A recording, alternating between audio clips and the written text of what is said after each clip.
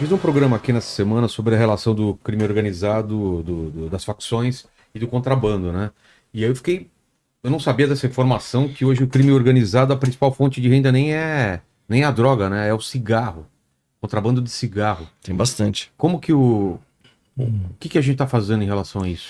O Brasil, ele se tornou aqui um país de extrema relevância para o crime organizado, por quê? Você tem a questão do cigarro, que vem do Paraguai. Esse cigarro contrabandeado, ele é um cigarro que é Baixa qualidade. de baixa qualidade, não é produzido pelas grandes empresas lá e tal, as produtoras, né? Ou seja, ele é falsificado e entra no mercado consumidor de maneira legal. O Brasil, ele é um país extremamente populoso. Então, tanto para droga quanto para o cigarro, existe um consumo muito grande no Brasil. E nós somos vizinhos, né? Dos maiores produtores de cocaína do mundo, Peru, Colômbia e Bolívia, e Paraguai, que é o entreposto de maconha e também do cigarro. Então, nós temos esse problema geográfico e também pelo fato do Brasil ser um país populoso. Estudos apontam que o Brasil é o segundo maior consumidor de cocaína do mundo. O quê? Como país. Segundo maior, só perde para os Estados Unidos, segundo estudos recentes. Uma outra coisa que infelizmente é uma verdade no Brasil, que o Porto de Santos se tornou o segundo maior porto exportador de cocaína do mundo, só perde para o Porto de Guayaquil, no Equador. Por uma questão de logística ali, a cocaína produzida na Colômbia vai para o Equador e vai para Estados Unidos e parte da Europa pelo Porto de Guayaquil e entra pelo Brasil, passando ali Mato Grosso do Sul, Paraná, São Paulo até o Porto de Santos, porque o crime organizado ele usa a infraestrutura aeroportuária, logística, rodoviária, boa estrutura que é feita para escoamento de grãos, do mercado lícito, que a gente chama tecnicamente, para fazer escoamento do mercado ilícito. Então entra cigarro, porque tem boas rodovias, porque tem bons aeroportos internacionais. O estado de São Paulo, principalmente, você tem Viracopos, Congonhas e tem Guarulhos, são aeroportos internacionais. 3. Porto de Santos, que é um dos maiores da América Latina. E aí, qual que foi a nossa estratégia montada? Primeiro, busque captura das principais lideranças. Estou falando geral do combate ao crime organizado. Busque captura das principais lideranças para realizar a prisão, para desarticular o poder que eles têm sobre a organização criminosa. Segundo ponto, inviabilizar a cadeia logística do crime, do mercado ilícito. Por que inviabilizar? Para evitar que a droga chegue até Santos. Para a gente asfixiar financeiramente a organização criminosa, tirando as principais fontes de receita. Entra o cigarro nesse aspecto? Entra também, como uma das principais fontes de receita. E no terceiro ponto, e por que eu tenho que inviabilizar nesse caminho? Porque o Porto de Santos não é uma atribuição do Estado, é uma atribuição da União. Então, quando eu fiz uma crítica e faço ainda a PEC da segurança pública, primeiro porque ela não ataca os principais problemas. Reincidência criminal, questão da progressão de regime e o principal. O governo federal tinha que ter um sistema de combate nas fronteiras, evitar que a droga entre, evitar que o cigarro contrabandeado entre, evitar sugar as fontes de receita do crime organizado. E um terceiro ponto que faz parte da nossa estratégia é inviabilizar e impedir a lavagem de dinheiro do crime organizado. Porque se eles estão ganhando dinheiro vendendo ou cigarro contrabandeado ou droga principalmente, eles vão ter que pegar esse recurso e transformar ele de um recurso ilícito para um recurso lícito. E como que eles fazem isso? Lavando dinheiro com empresas de fachada. Aí a Polícia Civil é muito importante e fizeram grandes operações, estão fazendo grandes operações. A gente investiu milhões de reais no laboratório de lavagem de dinheiro, no DIPOL, que é o Departamento de Inteligência da Polícia Civil. E o governador Tarcísio, de maneira muito inteligente, ele assinou um decreto proposto por nós para recuperar recursos do crime organizado, a lavagem de dinheiro do crime organizado, e para reverter para as forças policiais. Então esse decreto que foi assinado em setembro do ano passado, toda vez que uma investigação comprovar que era recurso de lavagem de dinheiro do crime, todo esse dinheiro, ou que esteja ou em contas bancárias, ou que em bens móveis, automóveis, helicópteros, ou bens imóveis, casas que foram adquiridas, que a investigação consiga comprovar, esses recursos, esses bens vão ser leiloados e o recurso vai entrar num fundo da Secretaria de Segurança Pública e a gente já está fazendo isso, tá? Vai ser usado para comprar viatura, comprar helicóptero, comprar armamento. O primeiro caso foi o acordo de não persecução penal, lá em Taubaté, trabalho integrado com o Ministério Público de lá, com o GAECO, o MP também está sendo parceiraço nessa frente aí de recuperação de ativos da lavagem de dinheiro. Vamos construir a seccional de Taubaté, foram 10 milhões de reais bloqueados, apreendidos e já no acordo de não persecução penal. Ou seja, eles assumiram, ó, confesso que era lavagem de dinheiro mesmo, tá aqui o recurso, a gente vai construir uma delegacia seccional, vai comprar viatura para a Polícia Militar, viatura para a Guarda Municipal, drones vão ser utilizados. E a segunda condenação, que foi em novembro ou dezembro do ano passado, foi a condenação dos familiares do Marcola. A esposa dele, num salão de cabeleireiro lá, de fachada, na verdade lavava dinheiro, foi condenado em segunda instância no Tribunal de Júri de São Paulo, 479 mil reais em dinheiro na conta bancária, uma casa avaliada em mais de 3 milhões de reais em Alphaville, que vai ser leiloada, e esse recurso vai ser utilizado. Isso é muito simbólico, é o líder da facção criminosa, que está tendo os parentes condenados, os bens bloqueados e o recurso revertido para comprar viatura, para comprar armamento, para combater o crime. E em relação às facções, como que a gente faz? Porque imagino que o Rio de Janeiro teve um momento que estava como São Paulo, e hoje o Rio de Janeiro é como a gente vê e lê nos jornais. Qual é o perigo da gente se tornar o Rio de Janeiro? O que fazer para não se tornar? E tem aquele mapa, né, das facções, não sei quantas, 202 mil, é um número absurdo, né, no Brasil inteiro. Eles não só estão aqui no Rio e São Paulo, como se espalharam agora para todo o Brasil. Como faz para a gente não se tornar um narco-estado aí, dominado pelas facções? Olha, Vilela, eu acho que a maior missão nossa é acreditar que é possível. O custo é muito alto, estou falando de custo inclusive financeiro. Sim. Recentemente eu num congresso lá, num fórum de segurança pública em Brasília, eu falei que nós temos muito que aprender com o que aconteceu em El Salvador. Aí já fui sendo criticado. Olha, não respeita o homem que não respeita os direitos humanos. Meu, eu não falei isso. Eu não falei que tem que ser desrespeitando os direitos humanos, porque ele tem uma prisão lá de 40 mil. Eu falei que tem muito que aprender. Porque era um país que tinha taxas altíssimas de morte por 100 mil habitantes, que é o número padronizado pela ONU para fazer comparação de taxas de homicídio.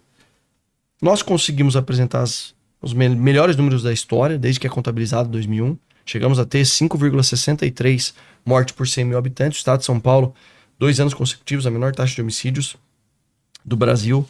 Esse número é o padrão dos Estados Unidos, que é cerca de 6 por 100 mil habitantes. Alguns estados do Brasil, coincidentemente ou não, aí fica a critério de cada um, governados pelo PT, tem taxa de 44 por 100 mil habitantes. Mas enfim. E El Salvador, que já chegou a ter mais de 40, chegou a ter quase 100 por 100 mil habitantes, hoje tem taxa de 1,9, 1,2 por 100 mil habitantes. Por quê? Porque ele aplicou uma tolerância zero, uma linha dura. Então, é possível a gente aprender, porque era um país extremamente violento, dominado por gangues, e ele conseguiu resolver. Qual foi o custo para isso acontecer? Eu não sei. Eu sei que o presidente lá tem uma taxa de popularidade altíssima e foi reeleito com mais de 90% dos votos lá, né, na eleição dele presidencial. A gente tem que tomar uma medida drástica e alterar a legislação. Enquanto a gente não punir adequadamente os delitos, principalmente membros de organizações criminosas, reincidentes criminais, criminosos que cometem crimes graves, crimes hediondos ou equiparados, ou mediante violência ou grave ameaça, a gente vai perder essa guerra, esse jogo.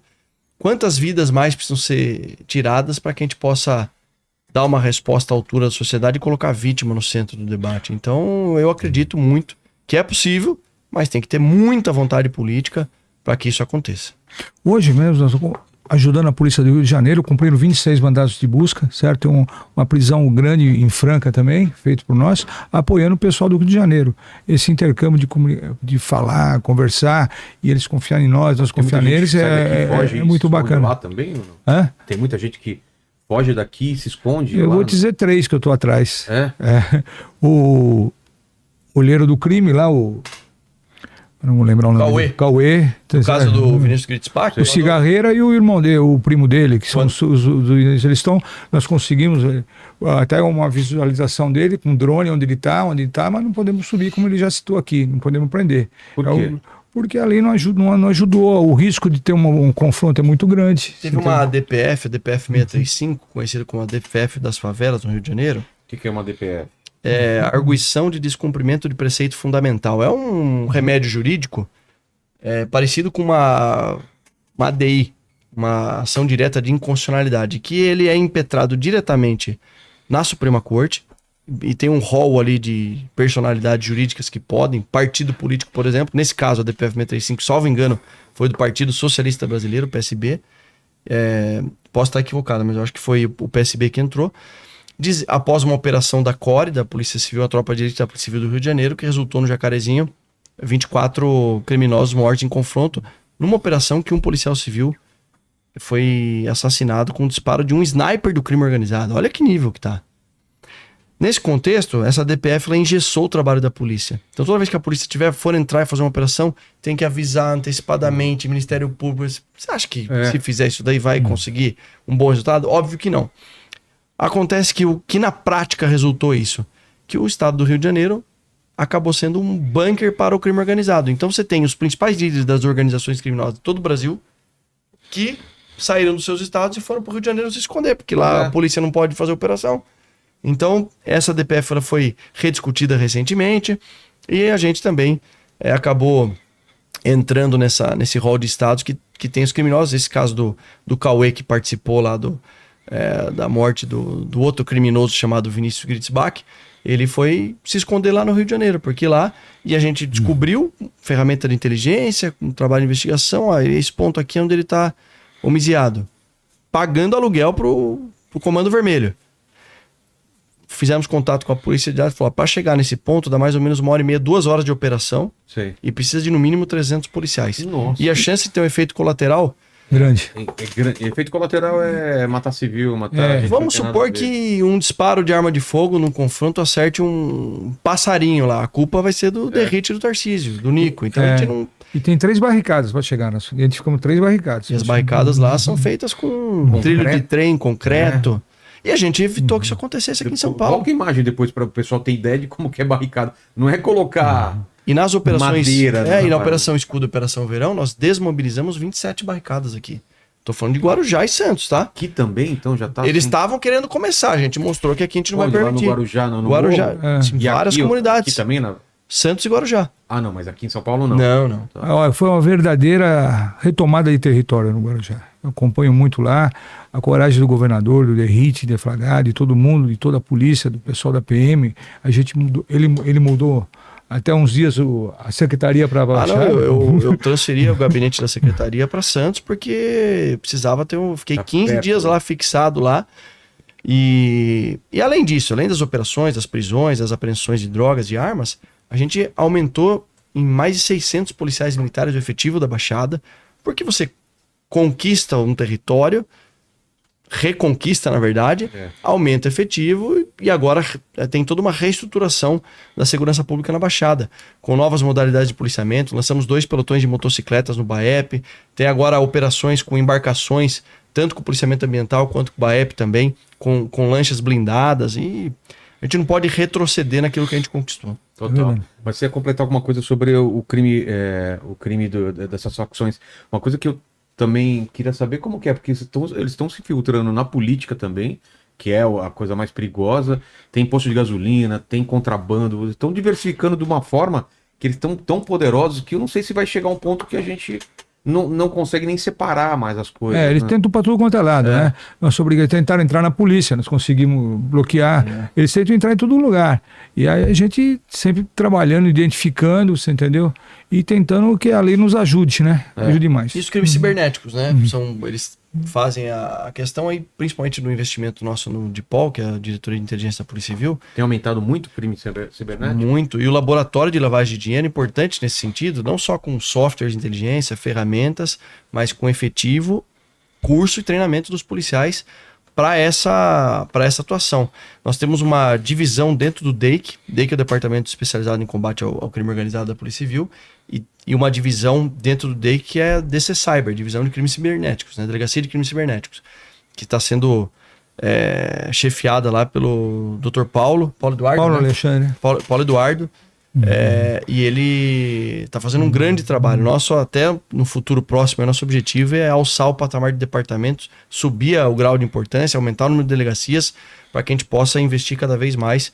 Porque hoje o crime organizado, que antigamente lavava dinheiro em loja de carro, não que não faça ainda, faz loja de carro, posto de combustível, agora migrou criptomoeda e crimes cibernéticos. Então, tá sendo difícil cada vez mais o rastreamento. Então, como provavelmente até em bets, né? Também chegou até operações em organizações sociais da saúde, na época da pandemia, lavando dinheiro, sim. Essa semana mesmo nós aprendemos no Guarujá, num condomínio grande lá, no condomínio Acapulco, uma quadrilha está dentro de uma mansão que eles alugaram e ficar aplicando o golpe lá dentro, sabe? Eles mandavam e-mail para as pessoas, aquela conversa gravada, olha, o seu cartão está sendo usado agora numa determinada loja, você confirma, não confirma? Então, pai, foi dentro do Guarujá essa semana aí, 6 pessoas atuadas. Você citou o Bukele lá, o que a gente pode aprender com eles? Você deram uma estudada, entendeu o que aconteceu lá? Porque tem essa aprovação tão grande e essa diminuição drástica nos crimes lá? O que dá para aprender com? Olha, aprendeu que se um país que era considerado um dos mais violentos do mundo, dominado por várias gangues e facções, conseguiu... mas o El Salvador é um país muito pequeno, é mais fácil. Ao mesmo tempo que é um país bem menor do que o Brasil é um estado muito mais forte do que... Tem muito mais recurso. O que precisa ter, na verdade, é vontade política. Acho que a maior lição... Eu não estou falando dos meios que ele utilizou, porque eu também não posso afirmar, porque eu não fui até lá, apesar de ter sido convidado para a posse dele. Mas eu imaginei o tamanho da polêmica que seria eu indo para lá. Eu vou deixar para fazer essa visita, quem sabe em 2026, quando eu voltar para a Câmara dos Deputados, que o ano de reeleição eu tenho que obrigatoriamente voltar ao Poder Legislativo. Quem sabe eu vá representando a Câmara dos Deputados para fazer um estudo mais aprofundado. Mas se ele conseguiu transformar um dos países mais violentos, que era dominado por organizações criminosas, por que será que o Brasil... Será que o Brasil também não consegue? O que eu vejo lá, que acho que a primeira lição é a vontade política de quem tem a caneta, principalmente no Poder Executivo Federal. Então, tem que usar todo o capital político para mover o Congresso, porque o congressista, muitos deles não têm noção da realidade. Nem todos são policiais, nem todos têm essa experiência. E alguns também não querem mexer nesse vespeiro. Vive numa bolha, Ele tá bom. tem condição de fornecer de andar com carro blindado e ter segurança. Então, assim, também não estou generalizando e culpando o Congresso, não. O principal protagonista dessa reforma do sistema de justiça criminal para melhorar a segurança do país é o Congresso Nacional, não tenho dúvida nenhuma. Agora, o Bukele, continuo afirmando, tenho certeza que a gente tem muito que aprender com o que aconteceu em El Salvador. E em outros países, tem alguma outra experiência que vocês tenham visto que deu certo também? Não, tem vários na Europa. Democracias enraizadas, elas punem adequadamente o criminoso. Por que você não tem? Tudo bem, a China, onde o Nico visitou, é um regime que é um partido único, um regime... Autoritário. Exato. Vamos pegar democracias enraizadas. O grande cerne da questão é o seguinte, a vítima é colocada no centro do debate. E essas democracias enraizadas, onde a segurança pública é muito melhor, é muito mais eficaz, eles defendem de maneira intransigente um instituto do cumprimento de pena no país. E aqui não existe cumprimento de pena, não existe execução criminal. Como que você tem Pega, sei lá, um caso de repercussão aí, Suzane von Richthofen. Como que uma mulher que mata os próprios pais, os criminosos que também mataram, como que eles estão vivendo aí? O tal do Guilherme de Pádua lá, que agora tá em liberdade. Como é que fala pra mãe da moça que ele morreu, da atriz? Morreu, né, depois, mas enfim. Mas como é que fala pra... Exato. Então defender o Instituto do Cumprimento de Pena no Brasil para encarecer o custo do crime, só assim a gente vai conseguir reduzir. E países europeus, Inglaterra, Estados Unidos é um grande exemplo, mas os Estados Unidos tem uma outra característica. Lá o Pacto Federativo é pleno. O que é o Pacto Federativo? Cada estado pode legislar sobre matéria penal, processual penal, execução criminal. Que tem lugar que tem cadeira elétrica, outro não tem, Perfeito. Tem execução, não tem. Se você roubar num estado nos Estados Unidos, roubo com uma arma de fogo. Em um estado você pode... Isso é bom? Eu vejo como uma saída, porque se deixassem, se nessa PEC da segurança pública, por exemplo, São Paulo... liberassem o Pacto Federativo pleno e não matéria exclusiva da União para legislar sobre lei de execuções penais, sobre Código Penal, Código de Processo Penal, o governador Tarcísio aqui a gente elaborava um pacotão de alterações legislativas para a Assembleia Legislativa. O governador tem a maioria dos deputados ali em apoio à sua base. A partir de a semana que vem foi aprovado um pacote. Quem roubar no estado de São Paulo é 15 anos preso, sem direito à progressão de regime, sem direito à saída temporária. Eu tenho certeza que o criminoso, de maneira empírica, vai falar, eu vou mudar de estado. Isso já está acontecendo por conta de uma atuação mais forte das forças policiais. Só que a força policial tem um limite, ela age dentro da lei. O policial não vai fazer justiça com as próprias mãos, não vai... Então a polícia está aprendendo muito. Agora o próximo passo é melhorar a legislação.